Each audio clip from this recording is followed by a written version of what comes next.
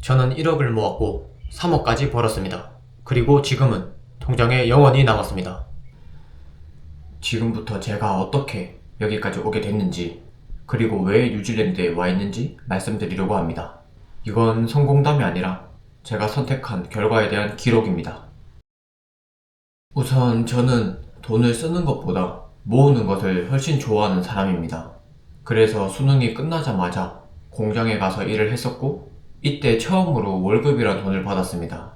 그 당시 제가 주간 야간 2교대로 일을 했기 때문에 세금을 떼고도 월 300만 원이 넘는 아주 큰 돈을 어린 나이에 받아 모았습니다.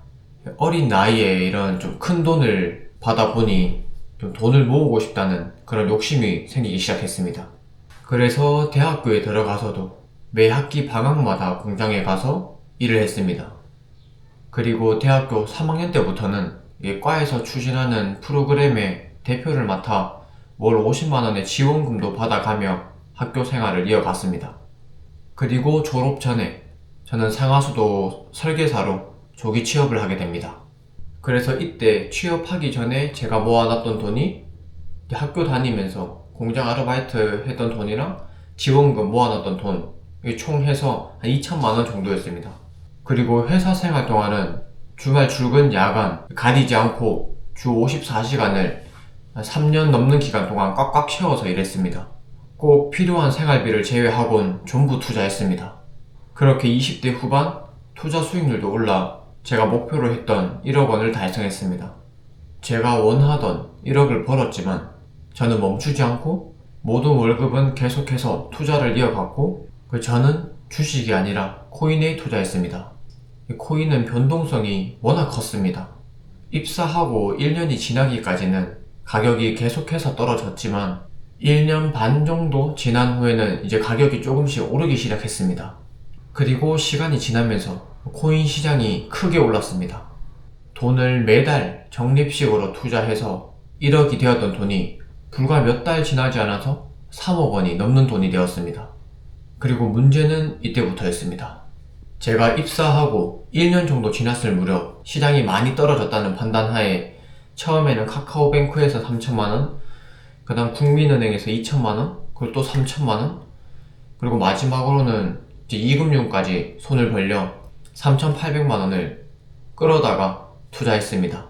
그땐 저는 이렇게 생각했습니다. 진짜 조금만 더 먹고 나와야지.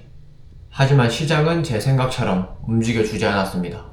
저는 1억을 모으고 나면 이제 퇴사하고 뉴질랜드에 워킹홀리데이를 가려고 준비하고 있었습니다.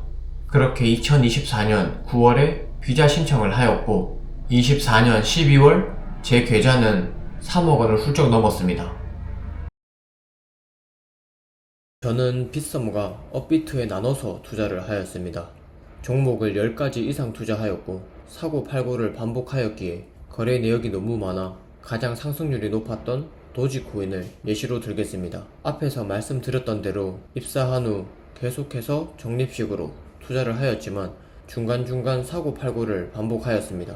그리고 대출금이 들어와 목돈이 들어오면 또 분할 매수를 하였습니다. 그렇게 2024년 11월에서 25년 1월 최고점을 맞이했고, 저는 여기서도 사고팔고를 하며 12월 18일 이금융에서 대출했던 3,800만원을 마지막으로 400원대에 다시 전량 매수를 진행하였습니다. 도지코인 뿐만 아니라 수익금은 다른 코인으로 옮겨 매수를 진행하였기에 모든 금액은 최고점에서도 전부 매수를 진행한 상태였습니다. 그래서 저는 홀가분한 마음으로 2월 초에 퇴사를 하고 8월에 뉴질랜드 가기 전 이제 대출을 다 갚고 여유롭게 출국할 계획을 하고 있었습니다.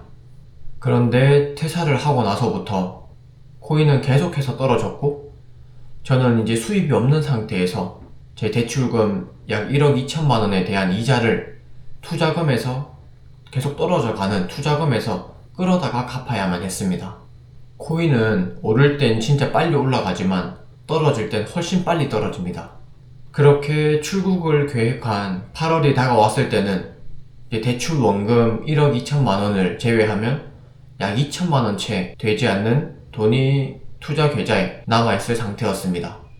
저는 이미 3억 원이 넘는 돈을 이 계좌에 찍힌 거를 경험을 했기 때문에 도저히 팔 수가 없었습니다. 그래서 저는 조금이라도 기다리면 그래도 조금이라도 더 오르겠지라는 마음으로 8월에 출국을 하지 않고 계속해서 기다립니다. 하지만 코인은 계속해서 떨어졌고 제가 비자 만료 날인 10월 21일을 3일 앞둔 10월 18일에 저는 일단 뉴질랜드로 들어갑니다. 그 이후로도 계속 떨어져서 대출 원금을 갚지도 못할 만큼 투자금이 남았지만 다행히 11월 초에 아주 조금 반등하여 간신히 대출 원금은 갚을 수 있는 상태가 되었고 저는 급하게 모든 대출을 정리하게 됩니다. 그래서 현재 저는 무직이고 대출금을 갚고 남은 100만원 채 되지 않는 돈과 함께 아는 사람 한 명 없는 이곳 뉴질랜드에 남겨졌습니다. 하지만 이건 제가 선택한 결과라는 겁니다. 제 욕심과 잘못된 판단으로 인한 결과입니다.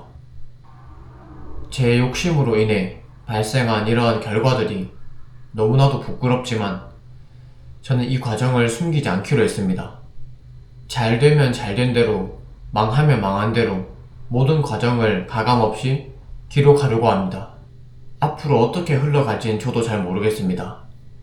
다만 제가 제일 자신 있는 성실함과 끈기 이 두 가지를 가지고 다시 처음부터 나가보려고 합니다. 앞으로 이 채널에 제가 다시 일하고 돈을 벌고 또 다시 일어나는 과정을 그대로 남겨보겠습니다. 이게 제 이야기의 시작입니다.